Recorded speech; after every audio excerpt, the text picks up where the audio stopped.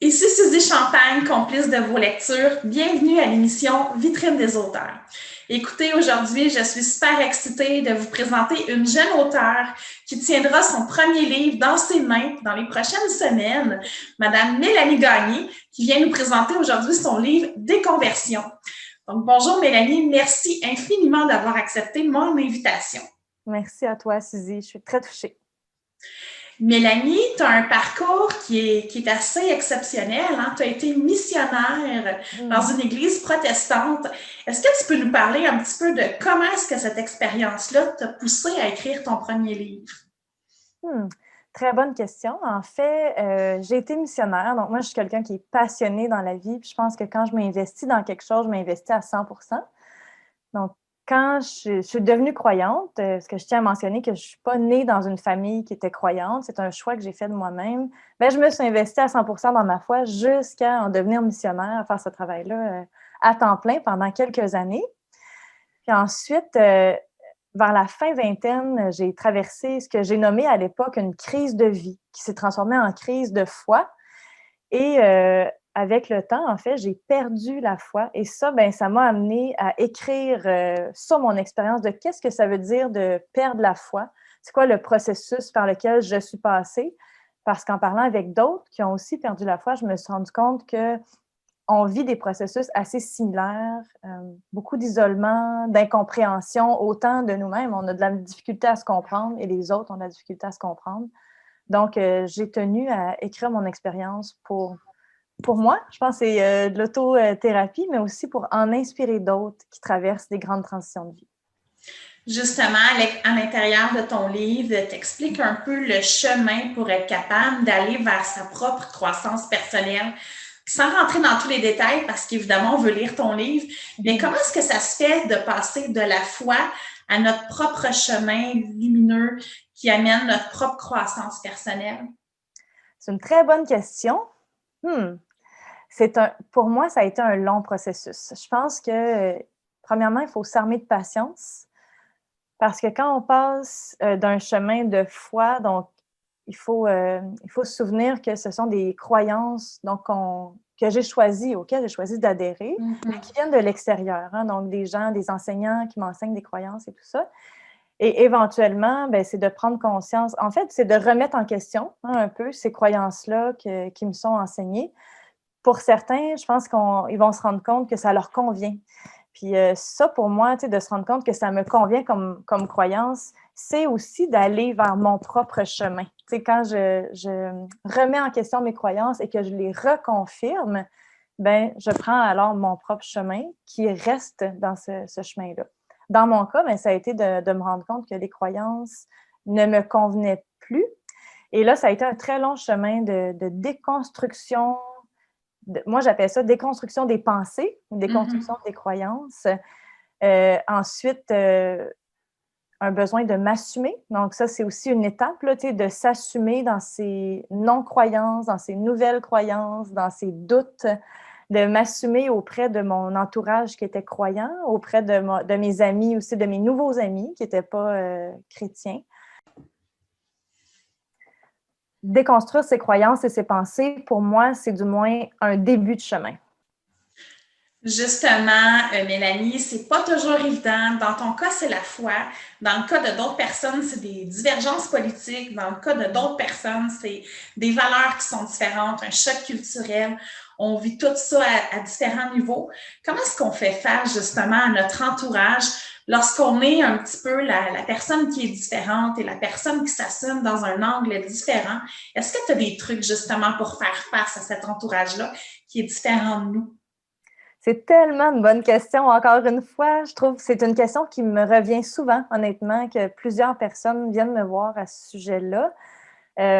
Pour moi, là, ça part vraiment d'une grande confiance en soi, puis d'une grande sécurité intérieure aussi, dans la liberté que je me donne d'être moi-même.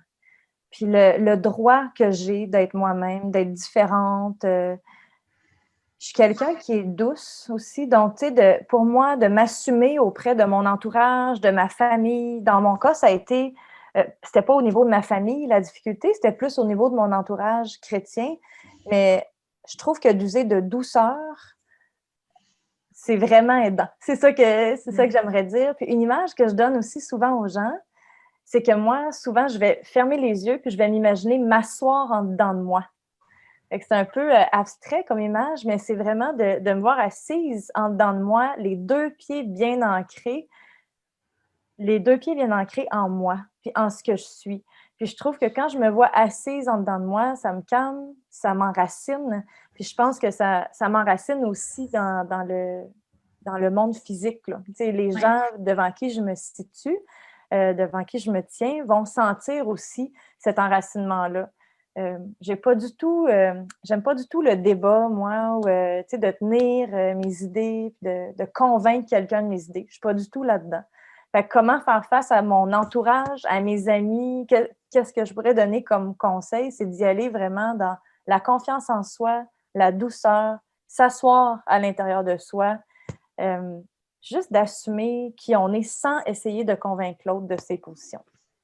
Définitivement, selon moi, c'est vraiment l'originalité, l'authenticité de chaque personne qui fait en sorte qu'on est diversifié et que c'est intéressant d'avancer à l'intérieur de ça. Puis il n'y a pas personne qui a la vérité. On a chacun notre propre vérité et tout ça est parfait. Et justement, tu as une maîtrise en psychosociologie. Et je sais que dans ton livre, tu présentes certains petits exercices. Sans rentrer dans tous les détails, de quelle façon est-ce qu'on peut intégrer ces exercices-là à notre mode de vie pour justement avoir des petits changements au quotidien? Donc, les exercices que je propose dans mon livre, vous allez les retrouver à chaque fin de chapitre. Donc, ce sont des exercices qui sont basés sur des techniques de journal créatif, art-thérapie. Donc, oui, j'ai une maîtrise en psychosociologie. Cette maîtrise-là m'a permis d'étudier mon chemin de déconversion, dans le fond. Et j'ai aussi fait une année de formation en journal créatif. Donc, les deux mis ensemble, c'est ce qui a formé un peu les exercices à la fin de mon livre. Donc, pour les intégrer, je vous donne les trucs là, dès l'introduction de vous procurer un journal, quelques crayons. Puis ensuite, là, on laisse notre inconscient parler, puis on retourne aussi dans notre créativité, dans notre cœur d'enfant. Pour moi, le journal créatif, les techniques que j'ai explorées, que j'ai découvertes et dont je parle dans mon livre, ça a vraiment changé ma vie. Donc, c'est ce que je souhaite aux lecteurs aussi, d'oser se prêter au jeu à travers les exercices que je propose. C'est vraiment très intéressant. Moi, j'utilise l'écriture au quotidien avec les gens que je coach pour se libérer. Donc, on a vraiment une approche qui est similaire par rapport au journal créatif. Et justement, la question qui tue, mais qui fait du bien à nos auditeurs.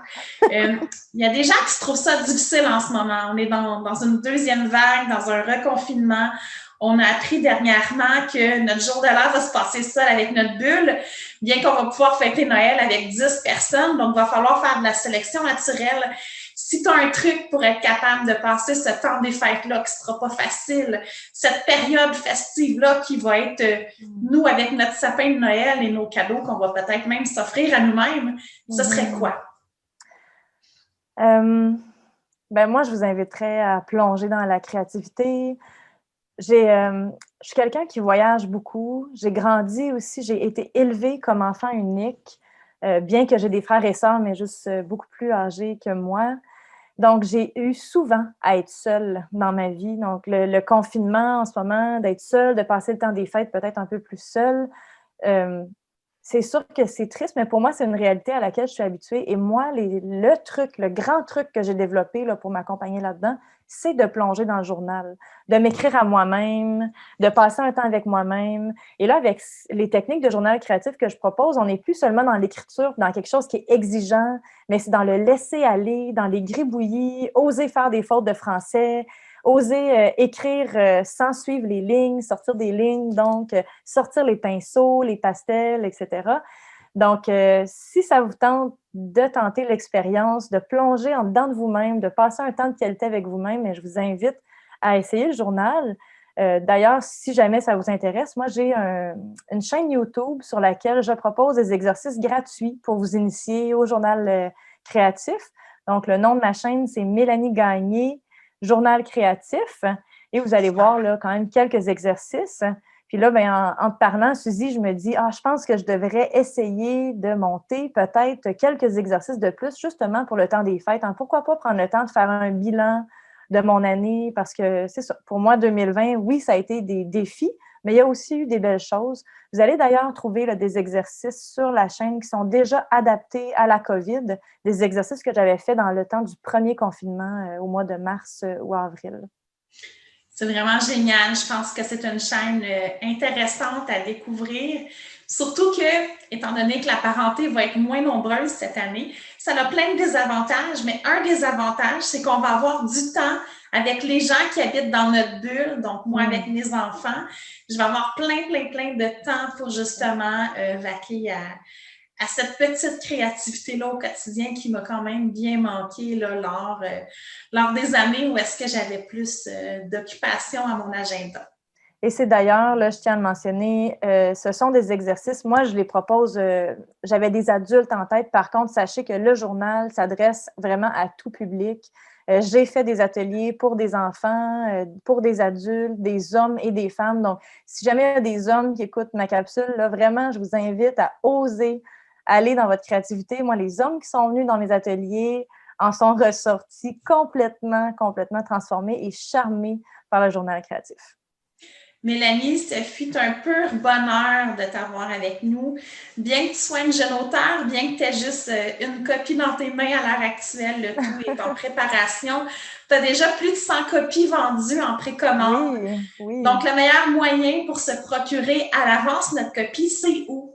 Oui, donc je vous invite à aller sur mon site web mélaniegagné.com sur la section boutique. Et là, vous allez voir, le premier item, en fait, c'est le livre que vous pouvez vous procurer en ligne. Ça va me faire plaisir là, de vous l'envoyer dès qu'il va être disponible. Donc, je croise les doigts pour les prochaines semaines. Vous allez voir aussi sur la boutique là, des ateliers de journal créatif exclusifs que vous pouvez louer à la maison. Et sinon, je fais aussi du coaching voyage. Donc, je vous laisserai découvrir mon site, mais vous avez aussi des vidéos de voyage disponibles sur mon site. C'est vraiment intéressant. Pourquoi ne pas voyager à partir de chez soi jusqu'à ce que les barrières se réouvrent et qu'on ait une vie un peu plus normale? Oui, tout à fait. Merci beaucoup, Suzy. J'apprécie énormément. Merci infiniment. Et puis, j'espère qu'encore une fois, vous allez trouver une valeur ajoutée à cette entrevue-là. On est fait pour vous faire découvrir les auteurs du Québec, peu importe si c'est des jeunes auteurs émergents, peu importe si c'est des grands auteurs renommés et peu importe le trajet d'édition qu'ils ont choisi. Alors, on se retrouve la semaine prochaine avec un autre auteur inspirant. Merci, bonne semaine et à bientôt.